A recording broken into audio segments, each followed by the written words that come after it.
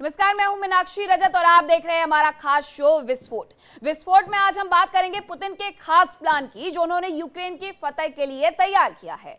रूसी सेना दरअसल लगातार यूक्रेन पर बड़े हमले कर रही है। दूसरी तरफ अगर बात की जाए यूक्रेन की, तो यूक्रेन पर रूस को बराबर जवाब देने के भी बातें हो रही हैं। दूसरी तरफ नेटो देशों से मिले हथियारों और साजो सामान की बदौलत यूक्रेनी सेना रूस में अंदर तक हमले कर रही है। और इतना ही नहीं, बात हम उत्तर कोरिया की भी करेंगे, जहां तानाशाह किम जोंग उन की, जिनका गुस्सा एक बार फिर भड़क उठा है। तो उन्हें गुस्सा आखिरकार इस बार आया क्यों, उनका गुस्सा भड़का क्यों, अब वो भी आपको बताएंगे। और चलिए हम शुरुआत विस्फोट की करते हैं और खबर आ रही है रूस से। रूस की राजधानी कीव पर दरअसल बड़ा हमला हुआ है। रूसी सेना ने मिसाइलों और ड्रोन से ये अटैक किया है। हमले में इमारतों को भारी नुकसान पहुंचा है, ये भी जानकारी आ रही है और 6 लोगों की जान जाने की खबर भी है।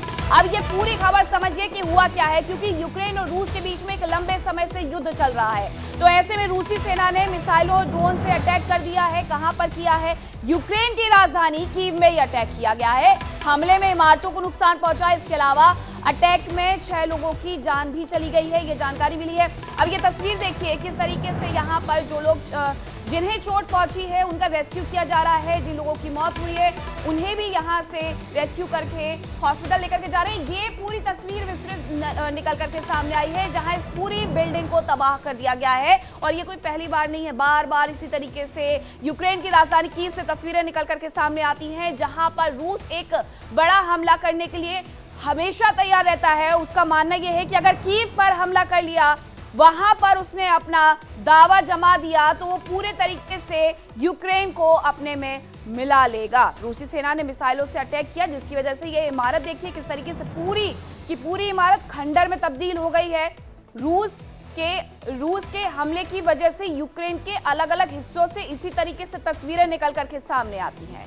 रूसी सेना कह रही है कि वो अंदर तक जा चुकी है। हालांकि ये मिसाइल अटैक था, ड्रोन अटैक था और साफ तौर पर किस तरीके से एक बड़ा नुकसान यूक्रेन का हो गया है, ये तस्वीरें बता रही हैं।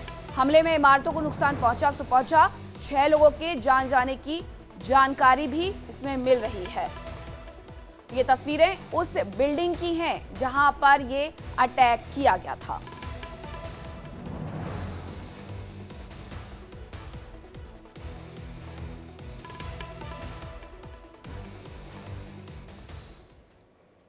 और चलिए एक और खबर आपको बताते हैं, जहां यूक्रेन से ये खबर आ रही है। यूक्रेन के जोपोरिजिया से ये बड़ी जानकारी है।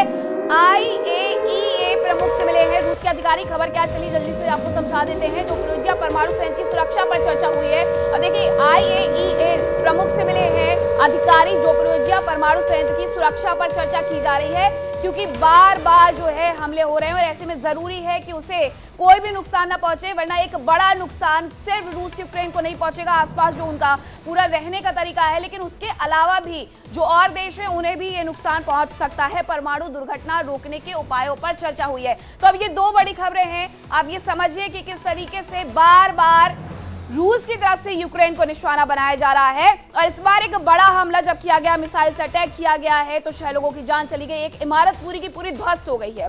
वहीं बात की जाए जोपोरिजिया की, तो उससे लेकर के बार बार ऐसी खबरें उड़ती हैं कि वहां पर भी बड़े धमाके किए जा सकते हैं, लेकिन इसकी वजह से बहुत बड़े नुकसान की आशंका भी जाहिर की जाती है, क्योंकि ये परमाणु संयंत्र है। अब ऐसे में IAEA प्रमुख से रूस के अधिकारियों ने मुलाकात की है। जोपोरिजिया परमाणु संयंत्र की सुरक्षा पर चर्चा की गई है, वरना दोनों ही देशों को एक बड़ा नुकसान भुगतना होगा। और उसके आसपास भौगोलिक रूप से अगर आप देखेंगे तो उसके आसपास हंगरी या दूसरे देश है, उन्हें भी एक बड़ा नुकसान इसकी वजह से उठाना पड़ सकता है। परमाणु दुर्घटना ना हो, इसके उपायों को लेकर के चर्चा हुई है। जो प्रमुख पहुंचे हुए थे उन्होंने इस बात को लेकर के चर्चा की है कि किस तरीके से अगर हमला होता है तो परमाणु दुर्घटना का शिकार कोई ना बने, इसे हम रोक सकते हैं। अब आपको बताएं कि रूस करीब 1-2 नहीं बल्कि 3 साल से यूक्रेन पर हमले कर रहा है और दोनों देशों के बीच जंग लगातार अब लंबी खिंचती जा रही है। क्रेमलिन की ओर से इस जंग को महज कुछ दिन में ही जीत लेने का दावा किया गया था। रूस कह रहा था कि बहुत बड़ा तो है नहीं यूक्रेन, हम उस पर हमला करेंगे, उसे जीत लेंगे, लेकिन उन्हें ऐसी कोई भी कामयाबी ना मिली, ना मिलते हुए नजर आ रही है। लेकिन अब पुतिन ने खास प्लान तैयार किया है और माना यह जा रहा है कि इसी प्लान के तहत रूस ने यूक्रेन पर हमलों की जो फ्रीक्वेंसी है वो बढ़ा दी है।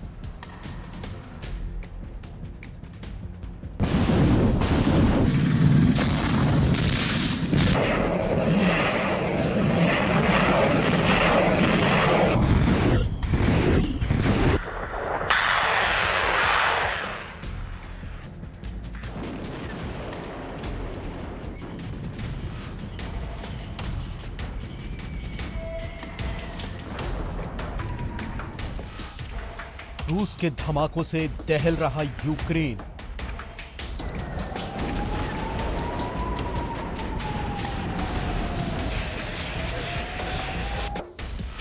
हर शहर में रूस का बारूद बरपा रहा कहर।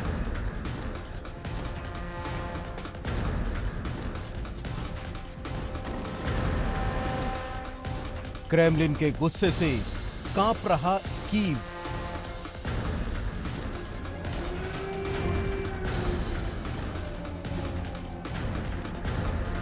रूसी मिसाइलों और ड्रोन के धमाकों से यूक्रेन के शहर दहल रहे हैं।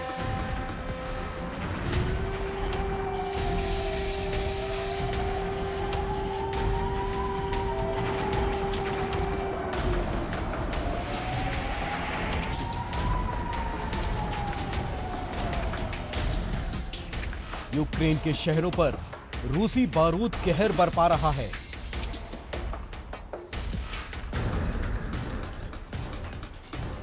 राजधानी कीव समेत कई इलाकों में जबरदस्त तबाही मची है।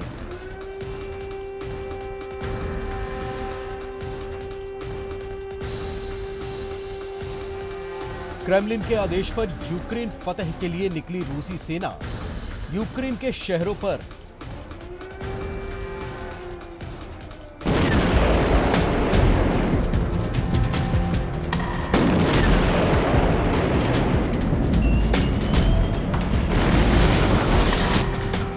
मिसाइल और ड्रोन से भीषण हमले कर रही है।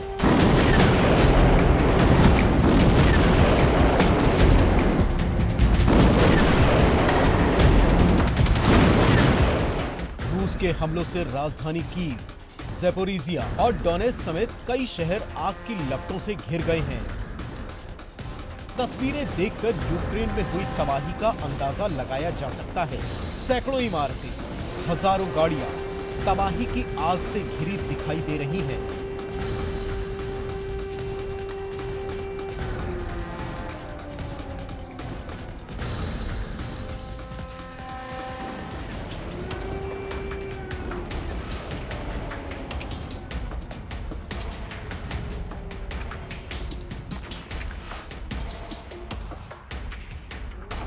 रूसी सेना के एक्शन से यूक्रेन में हाहाकार मचा हुआ है। लोग अपनी और अपनों की सुरक्षा के लिए जद्दोजहद में जुट गए हैं। जिसे जहां सुरक्षित जगह मिल रही है वो वहां शरण ले रहा है। लोग सरकार पर भरोसा तो कर रहे हैं, लेकिन अपनी ओर से सुरक्षा सुनिश्चित करने में भी लगे हुए हैं।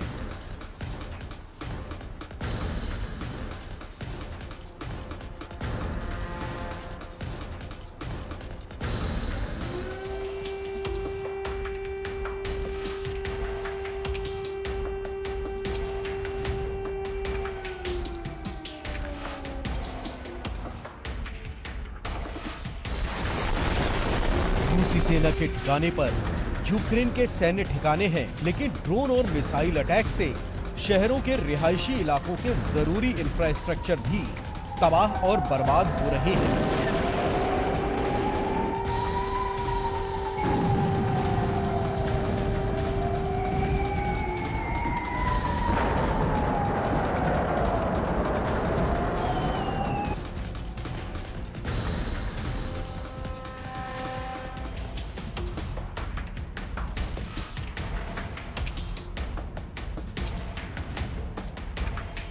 बीते कुछ समय में रूस की सेना का यूक्रेन पर कहर टूट रहा है। ये यूक्रेन पर रूस का अब तक का सबसे भीषण हमला माना जा रहा है।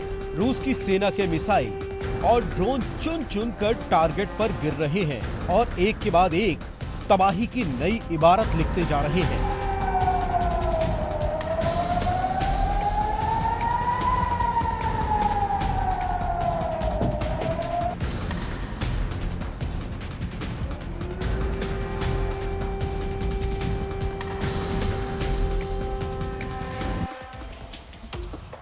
रूस की सेना ने हमलों में गैरॉन ड्रोन, इस्कंदर मिसाइल और किंझल मिसाइलों का इस्तेमाल किया।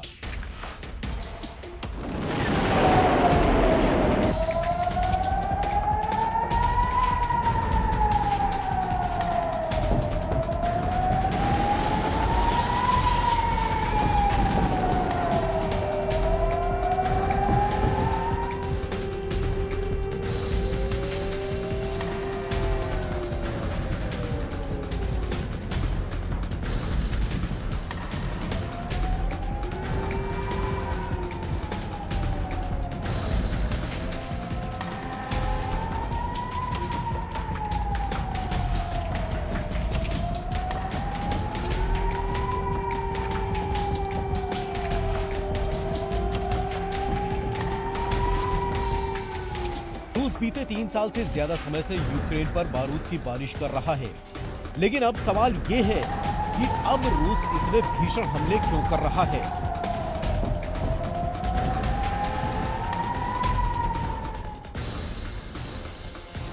इसकी वजह है राष्ट्रपति पुतिन का 19 नवंबर प्लान। बताया जा रहा है कि पुतिन 19 नवंबर को कीव फतह के लिए रूसी सेना को आदेश दे सकते हैं। अब आइए आपको बताते हैं कि रूस ने 19 नवंबर की तारीख ही क्यों चुनी।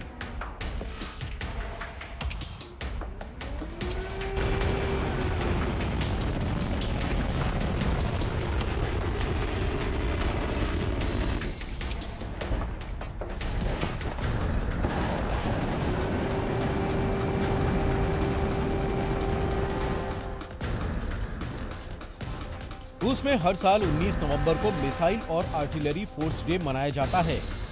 हर साल इस दिन देश के अलग अलग जगहों पर मौजूद सैन्य अड्डों पर परेड होती है। ये दिन 19 नवंबर 1942 को शुरू किए गए ऑपरेशन यूरेनस की याद में मनाया जाता है। इसी दिन स्टालिनग्राद पर कब्जा कर चुकी जर्मनी सेना को खदेड़ने के लिए तत्कालीन सोवियत संघ सेना ने अभियान शुरू किया था।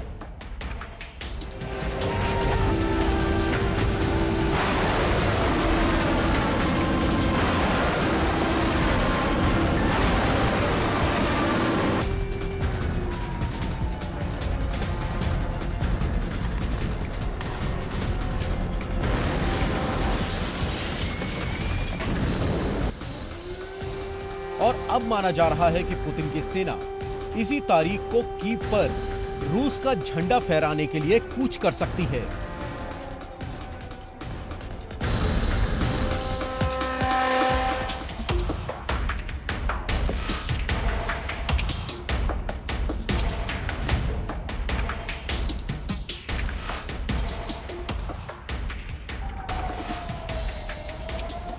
रूस की सेना के टारगेट पर अब नागरिक ठिकाने भी हैं। माना जा रहा है कि रूस ये चाहता है कि राजधानी कीव के लोग या तो शहर छोड़कर चले जाएं और या फिर सरकार पर सरेंडर करने के लिए दबाव बनाएं।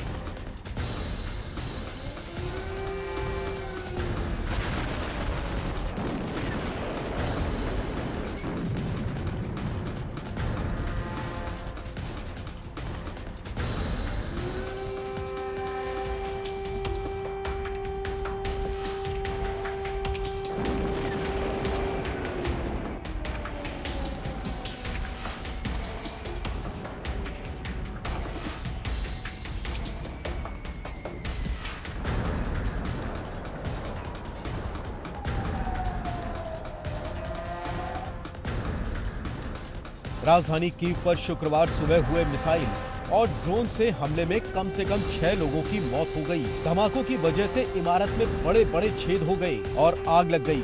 विस्फोटों की आवाज से पूरा शहर दहल गया। यूक्रेन के राष्ट्रपति जेलेंस्की के मुताबिक रूस ने रात के समय किए हमलों में कम से कम 430 ड्रोन और 18 मिसाइलों का इस्तेमाल किया।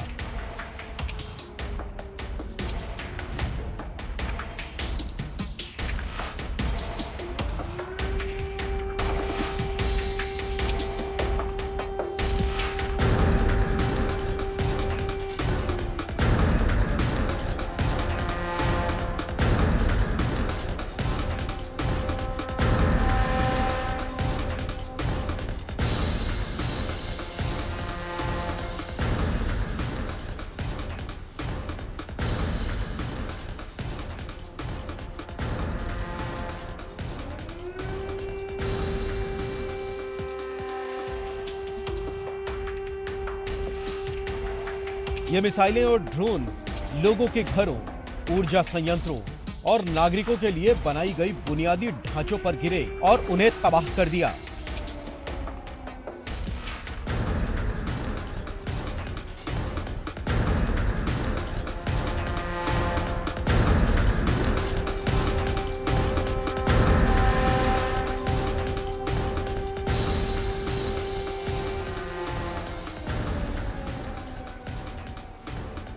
रूसी हमले कितने खतरनाक थे, इसका अंदाजा इसी बात से लगाया जा सकता है कि राजधानी कीव में मौजूद अजरबैजान के दूतावास को भी भारी नुकसान हुआ। इस्कंदर मिसाइल के धमाके से दूतावास की दीवार का एक हिस्सा नष्ट हो गया। हालांकि इस मुद्दे को लेकर अजरबैजान ने ऐतराज जताया है।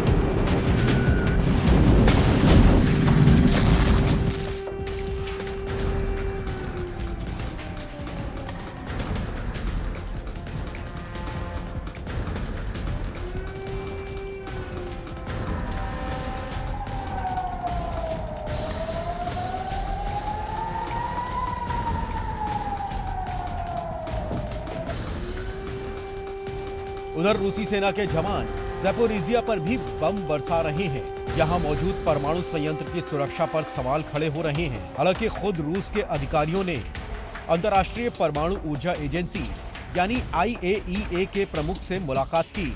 इस बैठक में यूक्रेन पर परमाणु संयंत्र की सुरक्षा को लेकर लापरवाही का आरोप लगाया गया। साथ ही किसी भी परमाणु दुर्घटना को रोकने के लिए किए गए उपायों पर बातचीत की गई।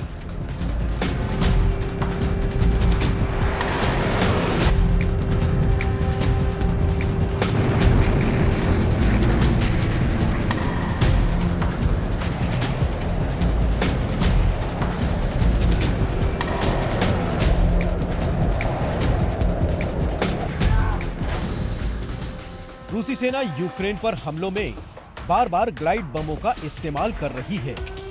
इसकी एक बहुत बड़ी वजह है कि ये कम लागत में भारी तबाही मचा सकते हैं।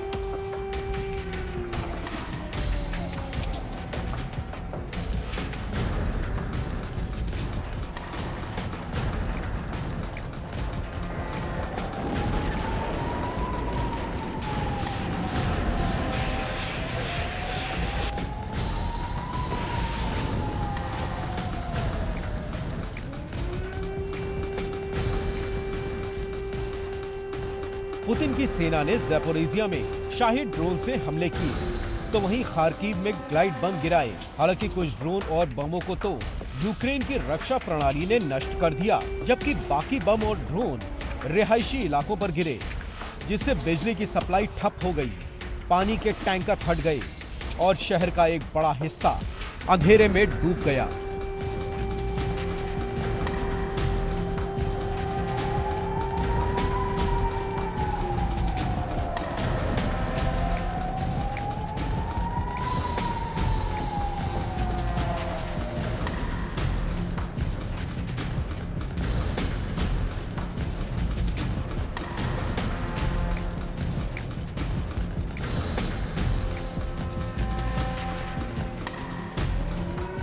साफ है कि पुतिन का गुस्सा अब ज़ेलेंस्की के साथ ही आम लोगों पर भी फूट रहा है।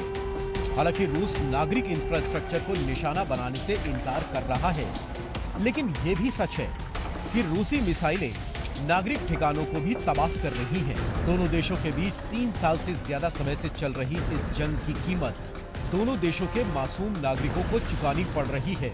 दोनों ही देशों की सरकारें बातचीत के लिए तैयार नजर नहीं आ रही। ऐसे में देखना होगा कि जंग की ये आग अब कब थमेगी।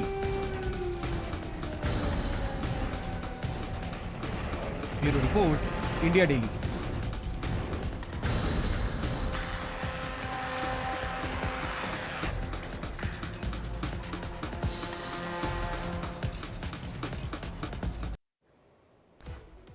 तो अगर रूस बार बार अटैक कर रहा है तो यूक्रेन भी जवाब जरूर देगा। तो अब आपको बताते हैं कि किस तरीके से यूक्रेन ने पलटवार किया है। यूक्रेन का रूस के बंदरगाह पर अटैक देखने को मिला है, ये बड़ी जानकारी आ रही है। क्या है पूरी खबर, चलिए आपको समझा देती हूँ। अब क्योंकि बार बार रूस की तरफ से ये अटैक किए जा रहे हैं, तो यूक्रेन ने भी रूस के बंदरगाह पर अटैक कर दिया है और मुंह तोड़ जवाब दिया है, जैसा कि पहले से दे रहा था। काला सागर के पास नोवोरोसियस्क पर यह बड़ा हमला किया गया है। जहाज, तेल डिपो और कई इमारतों को पूरी तरीके से ध्वस्त कर दिया गया है। और क्या है ये पूरी कहानी, ये समझिए। ये देखिए किस तरीके से ये जो बंदरगाह है, आपको यहाँ पर पानी भी नजर आ रहा होगा, लेकिन साथ में आग भी नजर आ रही होगी। काला सागर के पास ये बंदरगाह है रूस का, जिस पर यूक्रेन ने ये बड़ा हमला किया है और यहाँ पर इससे जो तेल रिफाइनरी है, जो डिपो है, उसे समाप्त करने की कोशिश की गई है। अब दोनों ही देश कहीं ना कहीं इस बात पर अड़ गए हैं कि दोनों ही देशों में ऊर्जा को पूरी तरीके से समाप्त कर दिया जाएगा। जो तैयारी पहले रूस कर रहा था यूक्रेन को लेकर के कि ऊर्जा के जो स्थान है उन्हें हम निशाना बनाएंगे, वही तैयारी और वही जो राजनीति है वो यूक्रेन की तरफ से भी की जा रही है। तो अब ऐसे में ये जो हमले हैं वो भयंकर होते जा रहे हैं। यूक्रेन ने रूस के बंदरगाह पर अटैक किया तो वहां पर जो तेल डिपो थे उसे समाप्त करने की कोशिश की गई है पूरी तरीके से यूक्रेन की तरफ से कि आर्थिक तौर पर कमर तोड़ दी जाए और इसके साथ ही ज्यादा से ज्यादा नुकसान किया जाए। और दूसरी तरफ यूक्रेन ने क्रीमिया के एयरफील्ड पर भी भीषण हमला कर दिया है। कौन सी एयरफील्ड है ये वो मैं आपको बताती हूँ। क्यूरोवस्क एयरफील्ड है जिस पर यूक्रेन ने ये ड्रोन अटैक कर दिया है। तो सिर्फ बंदरगाह पर ही नहीं बल्कि एयरफील्ड को भी नुकसान पहुंचाया गया है। क्रीमिया यानी कि रूस के एयरफील्ड पर यह भीषण हमला यूक्रेन की तरफ से किया गया है और इसमें क्यूरोवस्क एयरफील्ड पर निशाना साधा गया है। ड्रोन से ये पूरा निशाना साधा गया है। तो वहीं जेलेंस्की की सेना ने ल्यूटी ड्रोन से ये हमला किया है, ये जानकारी मिल रही है। तो कहां पर हमला किया गया? एक तरफ बंदरगाह पर हमला किया गया है, वहीं दूसरी तरफ जो ये हमला किया गया है वो एयरफील्ड पर हमला किया गया है। तो इस तरीके से ही यूक्रेन रूस को मुंहतोड़ जवाब दे रहा है। अब रूस के हर हमले के जवाब में यूक्रेन की सेना मिसाइल और ड्रोन से अटैक कर रही है। रूस ने सर्दियों में यूक्रेन को और ज्यादा दर्द देने का प्लान बनाया था और अब यूक्रेन भी यही प्लान रूस पर आजमा रहा है। यूक्रेनी ड्रोन रूस के ऑयल डिपो और कम्युनिकेशन लाइन को पूरी तरीके से तबाह कर रहे हैं ताकि सीधे सीधे संपर्क टूट जाए और रूस को बड़ा नुकसान हो जाए।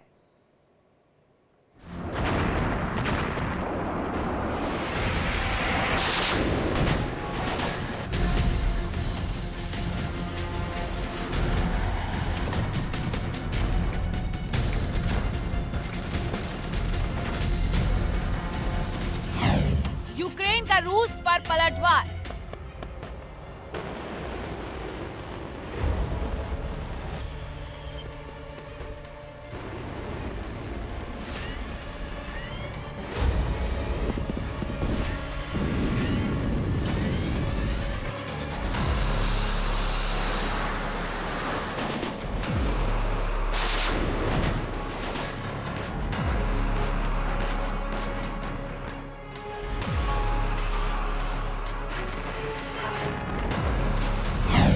रूसी ठिकानों में हाहाकार।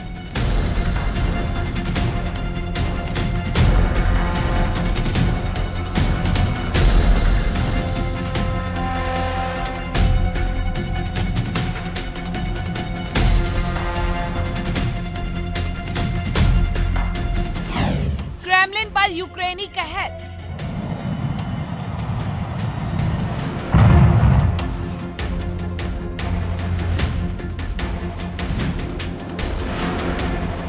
रूस और यूक्रेन के बीच 3 साल से ज्यादा समय से जंग जारी है। दोनों देश एक दूसरे पर भयंकर हथियारों से हमले कर रहे हैं।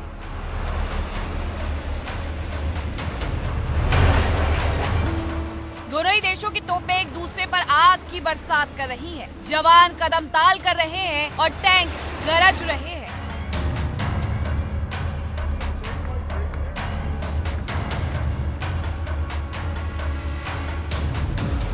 रूस ने यूक्रेन पर अब तक भयंकर तबाही मचाई। यूक्रेन के एक बड़े हिस्से पर कब्जे का दावा किया जा रहा है। रूसी सेनाएं अब यूक्रेन को घेरने की कोशिशों में लगी हैं ताकि यूक्रेन को सरेंडर के लिए मजबूर किया जा सके।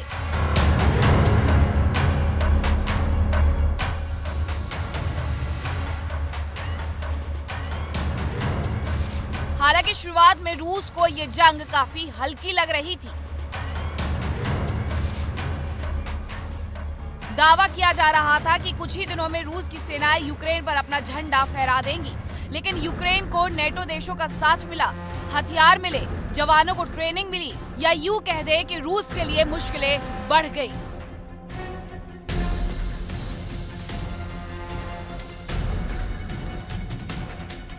अब यूक्रेन भी रूसी शहरों पर बम बरसा रहा है।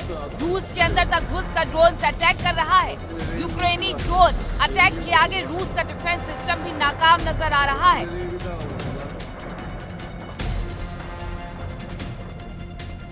यूक्रेन के हमलों का एपिसेंटर है रूस का क्रीमिया और काला सागर से लगा इलाका। यहाँ यूक्रेन के ड्रोन और मिसाइलें चुन चुन कर हमले कर रही हैं। बीते कुछ दिनों में यूक्रेनी सेना ने ल्यूटी ड्रोन, ओरियन और बार्स से भीषण हमले किए। इसके साथ ही यूक्रेनी सेना ने फ्लेमिंगो मिसाइलों से भी रूस पर कहर बरपाया। इन हमलों में फ्लेमिंगो मिसाइलों के अपग्रेडेड वर्जन FP1, FP2 का इस्तेमाल किया गया। दावा किया जा रहा है यूक्रेन ने क्रीमिया के एपतोरिया शहर में भीषण हमला किया। इस हमले में रूस का एक रडार सिस्टम तबाह हो गया।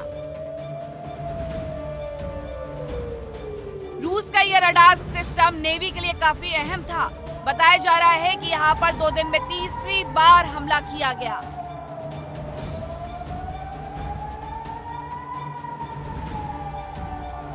इसके अलावा यूक्रेन की ड्रोन सेना ने क्रीमिया में मौजूद एयरफील्ड पर भी तबाही मचाई।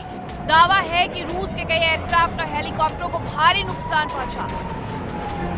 अब आइए आपको बताते हैं कि क्रीमिया के आसपास का इलाका रूस के लिए क्यों अहम है। रूस का बड़ा नेवल बेस सेवेस्तोपोल के पास है। साकी एयरबेस पर कामिकाजी ड्रोन ब्रिगेड का हेडक्वार्टर है। बालाक्लावा में रूस का सबमरीन रिपेयर बेस है। यूक्रेन अब सभी सामरिक ठिकानों पर हमले कर रहा है। इसके अलावा अब यूक्रेन के ड्रोन अटैक क्रीमिया के ऑयल डिपो पर भी हो रहे हैं। यहाँ से रूसी सेना को तेल की सप्लाई होती है। यूक्रेनी सेना की ओर से फ्योदोसिया पर फ्लेमिंगो मिसाइल से हमले किए गए, जिसमें भीषण तबाही हुई। खास बात यह है कि यूक्रेन के हमलों में उसे नेटो देशों का भरपूर साथ मिल रहा है। नेटो देशों के विमान क्रीमिया और उसके आसपास के इलाकों में चक्कर लगा रहे हैं। ये विमान रूस के सैन्य ठिकानों पर नजर रख रहे हैं और पल पल की खबर यूक्रेनी सेना को पहुंचा रहे हैं। और यूक्रेनी सेना इन पर लगातार एक्शन ले रही है और रूसी ठिकानों पर सटीक हमले कर रही है। रूसी मीडिया में छपी खबरों के मुताबिक रूस के एयर डिफेंस ने क्रीमिया और कई रूसी क्षेत्रों के ऊपर से 130 यूक्रेनी ड्रोन मार गिराए। हालांकि रूस ने मिसाइल हमलों का कोई जिक्र नहीं किया। रूसी सेना क्रीमिया के अलावा अब रूस में अंदर तक हमले कर रही है। इन हमलों में रूस के एनर्जी सेक्टर और कम्युनिकेशन सेक्टर को निशाना बनाया जा रहा है। कुछ समय पहले ही रूस के तौफसे ऑयल डिपो पर हमला किया गया, जो इसका सबूत है। इसके अलावा यूक्रेन की ओर से रूस की कई ऑयल रिफाइनरी और तेल डिपो पर अटैक किया गया, ताकि बिना ईंधन के रूस की सेना और जनता दोनों ही परेशान हो। यूक्रेन के ड्रोन रूस के अंदर मौजूद कम्युनिकेशन सिस्टम को भी नुकसान पहुंचा रहे हैं। बीते कुछ समय में यूक्रेन ने कई कम्युनिकेशन टावरों को निशाना बनाया। साफ है कि इन हमलों के पीछे रूसी सेना का मकसद है कि सेना की कम्युनिकेशन लाइन काट दी जाए। जाहिर है कि सर्दियां बढ़ रही है। ऐसे में अगर सेना की कम्युनिकेशन लाइन कट गई तो जवानों को आदेश नहीं मिल पाएंगे। यहाँ तक कि सेना की टुकड़ियों का आपस में भी कोऑर्डिनेशन खत्म हो सकता है। ऐसे में जवान परेशान हो सकते हैं और सेना कमजोर पड़ सकती है। रूसी मीडिया में छपी खबरों के मुताबिक रूस के एयर डिफेंस ने क्रीमिया और कई रूसी क्षेत्रों के ऊपर से 130 यूक्रेनी ड्रोन मार गिराए। हालांकि रूस ने मिसाइल हमलों का कोई जिक्र नहीं किया। क्रीमिया पर हुए हमले में यूक्रेनी सेना ने फ्लेमिंगो मिसाइलों का इस्तेमाल किया। राष्ट्रपति जेलेंस्की ने फ्लेमिंगो को यूक्रेन के हथियारों में सबसे सफल मिसाइल बताया। इस मिसाइल की रेंज करीब 3000 किलोमीटर तक बताई गई है, जिसमें 1150 किलोग्राम तक का वॉरहेड लगाया जा सकता है, जो इसे बेहद ताकतवर बनाता है। इसके अलावा रूस को नेटो देशों और यूरोप से काफी मदद मिल रही है। माना जा रहा है कि यूरोपीय देश यूक्रेन के बहाने रूस को कमजोर करने की कोशिश में लगे हुए हैं। नेटो देशों ने साफ तौर पर ऐलान कर दिया है कि वो शांति समझौता होने तक यूक्रेन का साथ देते रहेंगे।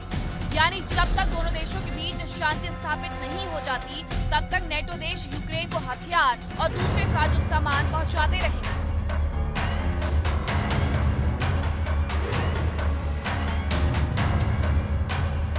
अभी कुछ दिन पहले ही ब्रिटेन ने यूक्रेन को स्टॉर्म शैडो मिसाइल की एक और खेप सौंपी है, जबकि जर्मनी पहले ही उसे टैंक दे चुका है।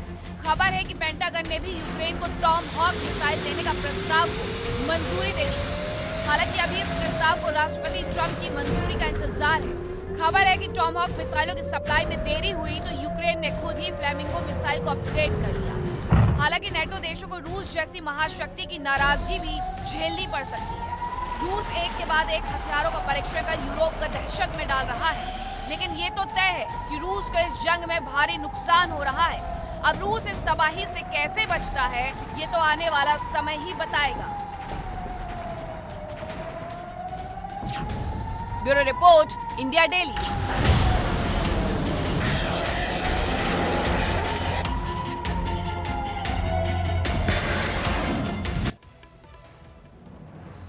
अब बात उत्तर कोरिया की करते हैं। उत्तर कोरिया से एक बड़ी जानकारी आ रही है कि G7 देशों को किम जोंग उन का जवाब आया है। हथियारों की नीति में बदलाव नहीं करने का ऐलान किया गया है। अब क्या है ये पूरी खबर, चलिए आपको समझाते हैं। G7 देशों को किम जोंग उन का जवाब। जो G7 देशों का पूरा समूह है, उन्होंने कहा है कि हथियारों की नीति में बदलाव नहीं करने का ऐलान कर रहे हैं वो। और इतना ही नहीं, अब ये देखिए, ये सबसे पहले आप ये तस्वीरें देख लीजिए कि ये तस्वीरें क्या है। हालांकि किम जोंग उन की तरफ से बार बार बहुत सारे ऐलान कर दिए जाते हैं। किम जोंग उन ये कहते हैं कि वो परमाणु हथियार बनाएंगे, उनका परीक्षण करेंगे। अब G7 देशों ने कहा है कि परमाणु हथियार खत्म किया जाए, इसको लेकर के प्रस्ताव रखा गया है। लेकिन किम जोंग उन ऐसे व्यक्ति है जो किसी का भी आदेश मानते नहीं है।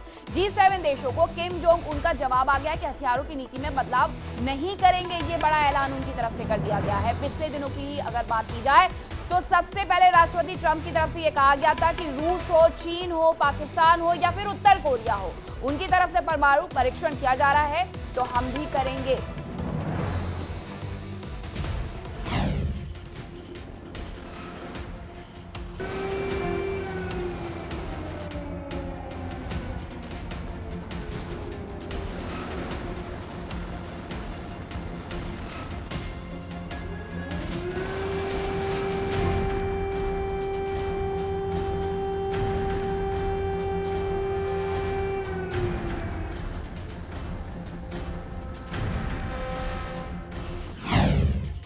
किम जोंग की चेतावनी, नहीं बदलेगा हथियारों का प्लान।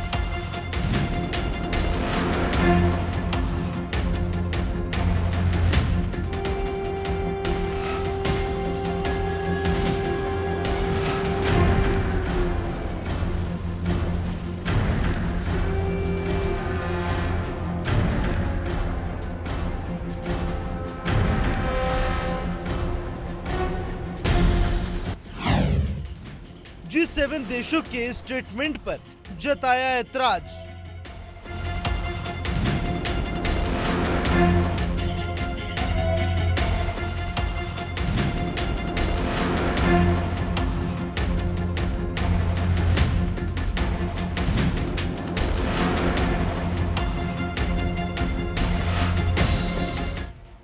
उत्तर कोरिया जंग भड़का सकता है, उसके हथियार दुनिया में तबाही मचा सकते हैं, उसकी मिसाइलें अमेरिका के लिए भी सिरदर्द खड़ा कर सकती हैं।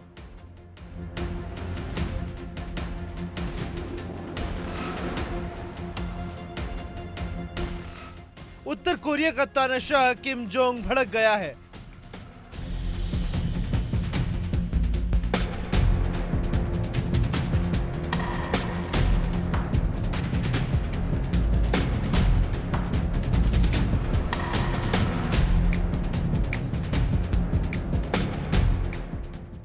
उसके हथियारों की ओर दुनिया में निगाह डाली तो उसका गुस्सा फूट पड़ा।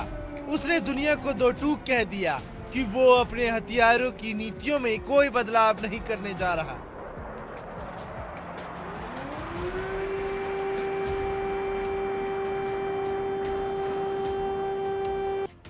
अब आइए आपको बताते हैं कि ऐसा क्या हुआ जिसने किम जोंग उन का गुस्सा भड़का दिया। दरअसल कुछ समय पहले G7 बैठक हुई जिसमें दुनिया के कई अहम मुद्दों पर चर्चा की गई। इनमें से एक था उत्तर कोरिया के हथियार। G7 देशों ने उत्तर कोरिया के परमाणु हथियारों को नष्ट करने पर भी चर्चा की थी। G7 देशों में Canada, France, Germany, Italy, Japan, United kingdoms और संयुक्त राज्य अमेरिका शामिल है।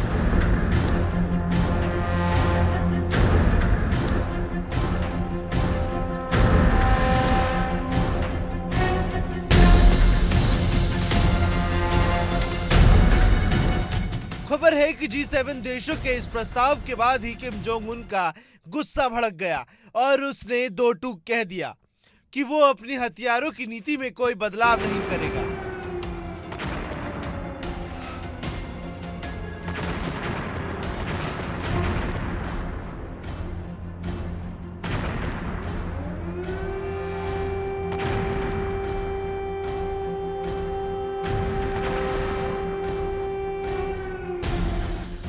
अब आइए आपको बताते हैं उत्तर कोरिया के हथियारों के बारे में। उत्तर कोरिया ने कुछ दिन पहले ही पूर्वी सागर में बैलिस्टिक मिसाइल का परीक्षण किया।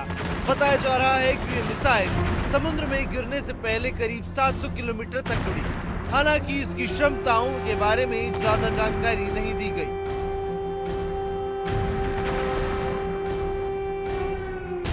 इससे पहले दक्षिण कोरिया की खुफिया एजेंसी की ओर से जारी रिपोर्ट में कहा गया था कि उत्तर कोरिया किसी भी समय दुनिया को एक और परमाणु परीक्षण से दहला सकता है।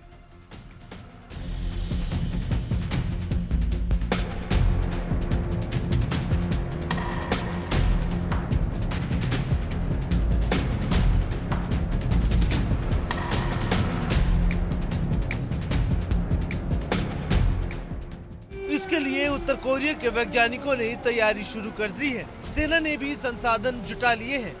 केवल किम जोंग उन मंजूरी का इंतजार है। केवल किम जोंग उन की मंजूरी का इंतजार है। रिपोर्ट के मुताबिक उत्तर कोरिया की सेना और वैज्ञानिकों ने अपनी तैयारी पूरी कर ली है। वो अपना 7वां भूमिगत परमाणु परीक्षण करने के लिए तैयार है। हालांकि सेना को अपनी तानाशाह किम जोंग उन की मंजूरी का इंतजार है, जिसके तुरंत बाद परमाणु परीक्षण का बटन दबा दिया जाएगा।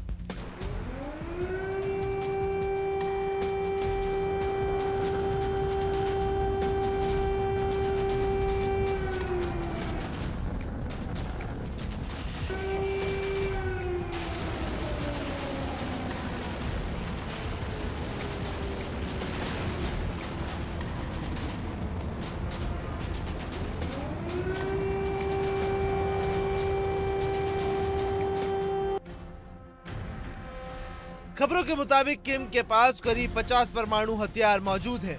उत्तर कोरिया साल 2006 से 2017 के बीच 6 बार अंडरग्राउंड न्यूक्लियर टेस्ट कर चुका है और अब 7वां टेस्ट करने की तैयारी में है।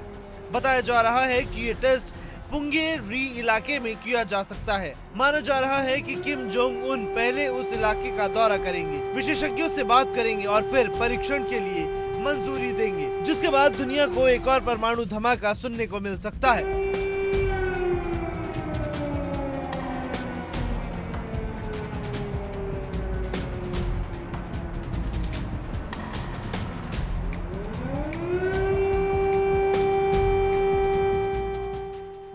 बताया जा रहा है कि दक्षिण कोरिया एक निगरानी उपग्रह भी लॉन्च करने की तैयारी में है, जो मौजूदा उपग्रहों के रिजोल्यूशन और क्वालिटी के मामले में कहीं ज्यादा बेहतर है। दावा किया जा रहा है कि उत्तर कोरिया के वैज्ञानिक रूसी विशेषज्ञों की मदद से इस काम को अंजाम दे रहे हैं। जानकारी के मुताबिक उत्तर कोरिया के पास पहले से ही परमाणु विस्फोटक करने से संबंधित सामान मौजूद है और उसके बाद इस काम में रूस भी उसकी मदद कर रहा है।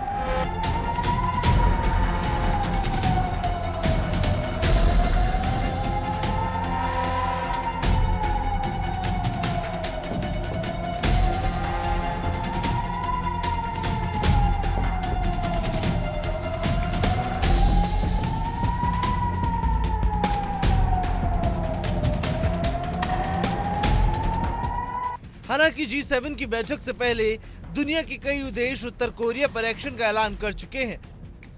अमेरिका ने 2 नॉर्थ कोरिया कंपनियों को 8 लोगों पर प्रतिबंध लगाने का ऐलान किया है। अमेरिका का आरोप है कि इन कंपनियों और व्यक्तियों ने अवैध साइबर गतिविधियों के जरिए पैसों की धोखाधड़ी करके उसे वैध बनाने का काम किया। हालांकि खबरों के मुताबिक चीन और रूस उत्तर कोरिया का साथ दे रहे हैं, यहीं से उसे बेहतर टेक्नोलॉजी भी हासिल होती है।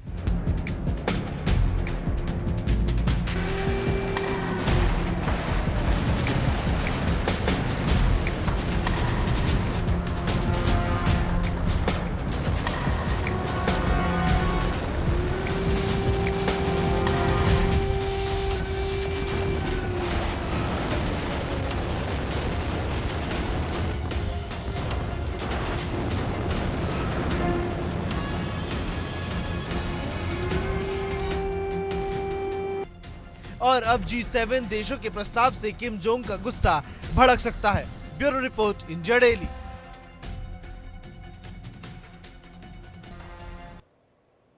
और विस्फोट में आज के लिए इतना ही। कल फिर होगी मुलाकात कुछ नई खबरों के साथ। फिलहाल रुक रहे हैं एक छोटे से ब्रेक के लिए, लेकिन आप कहीं मत जाइएगा क्योंकि इंडिया डेली अब आपके स्मार्ट टीवी पर भी मौजूद है। इंडिया डेली 24/7 अब इन सभी प्लेटफॉर्म पर लाइव देखें।